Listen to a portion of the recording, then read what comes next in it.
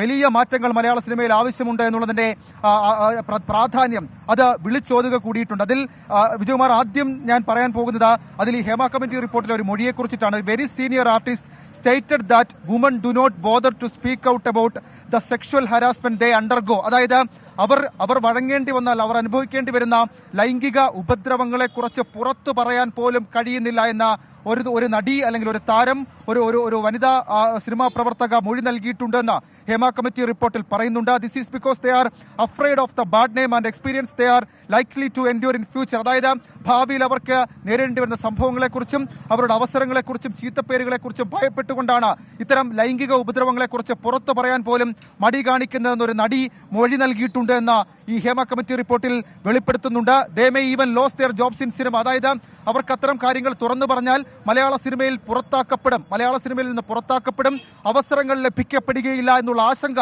അവരെ സംബന്ധിച്ചിട്ടുണ്ട് എന്ന് പറയുന്നത് വലിയ ഗൗരവമുള്ള ഒരു കാര്യമായി നമുക്ക് ചൂണ്ടിക്കാണിക്കാൻ കഴിയും. മറ്റൊന്ന്, ഇനി ഈ പറയുന്ന കാസ്റ്റിംഗ് കൗച്ചുകളെ കുറിച്ച് പറയുന്ന ഭാഗമാണ്.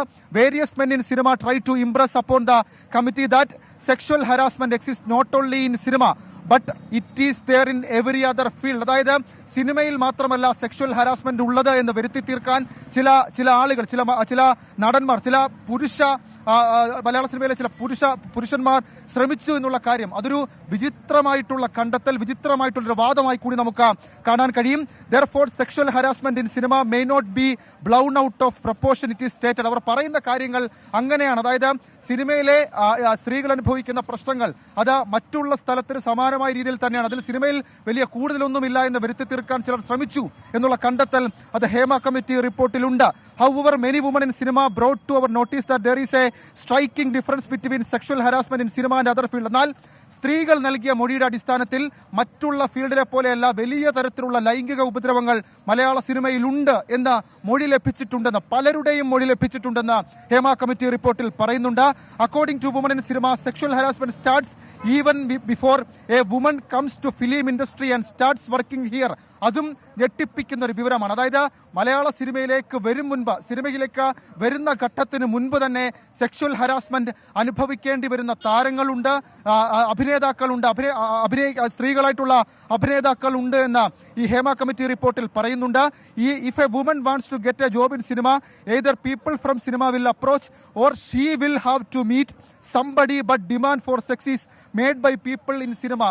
നാണിപ്പിക്കുന്ന കണ്ടെത്തൽ, നാണിപ്പിക്കുന്ന വിവരങ്ങൾ മലയാള സിനിമയെ സംബന്ധിച്ച് പൊളിച്ചെഴുതേണ്ടതിന് അനിവാര്യത പറയുന്ന കാര്യമാണ് ഇപ്പോൾ നമ്മൾ ഈ വായിച്ചു വിട്ട ഈ സെന്റൻസ്. അതായത് ഒരു സ്ത്രീക്ക് സിനിമയിൽ ഒരു തൊഴിൽ കിട്ടണമെങ്കിൽ, ഒരു അവസരം കിട്ടണമെങ്കിൽ either people from cinema will approach, അതായത് സിനിമയിലെ ആളുകൾ അവരെ സമീപിക്കും, or she will have to meet somebody, അതല്ലെങ്കിൽ മറ്റാരെങ്കിലും അവർ പോയി കാണേണ്ട സാഹചര്യം മലയാള സിനിമയിലുണ്ട് എന്നുള്ള ഞെട്ടിപ്പിക്കുന്ന വിവരം അത് ഹേമ കമ്മിറ്റി റിപ്പോർട്ടിൽ പറയുന്നു എന്നുള്ളതും ഏറ്റവും പ്രധാനം. അങ്ങനെ അടിമുടി ലൈംഗിക ഉപദ്രവങ്ങൾ മലയാള സിനിമയിലുണ്ട് എന്ന് ഹേമ കമ്മിറ്റി റിപ്പോർട്ടിൽ പറയുന്നുണ്ട്. ഇനിയും മറ്റു വിവരങ്ങൾ പരിശോധിക്കുകയാണെങ്കിൽ സെക്ഷൽ ഫേവറുകളും സെക്ഷൽ ഡിമാൻഡുകളും അതിന് വഴങ്ങിക്കൊടുക്കേണ്ട അവസ്ഥ മലയാളത്തിലെ സിനിമാ നടിമാർക്കുണ്ട്. മാത്രവുമല്ല, കാസ്റ്റിംഗ് കൗച്ച് സജീവമായി തുടരുന്നു മലയാള സിനിമയിൽ. അതിനുമപ്പുറത്തേക്ക് മാതാപിതാക്കളോടൊപ്പമല്ലാതെ സെറ്റുകളിലേക്ക് പോകാൻ കഴിയാത്ത സാഹചര്യം വനിതാ സിനിമാ പ്രവർത്തകർ നേരിടുന്നു എന്നുള്ളൊരു കണ്ടെത്തൽ അതും ഗൗരവമാണ്. അങ്ങനെ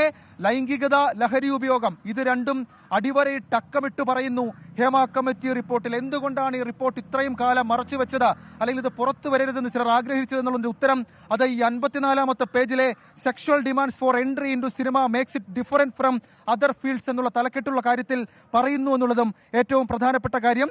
അതിനുശേഷം ഈ പറയുന്ന characterisation of woman occupying positions over power, അതും ഇതുമായി ബന്ധപ്പെട്ട ഇതിലൊരു വളരെ പ്രധാനപ്പെട്ട ഒരു വിവരമായി പറയുന്നുണ്ട്.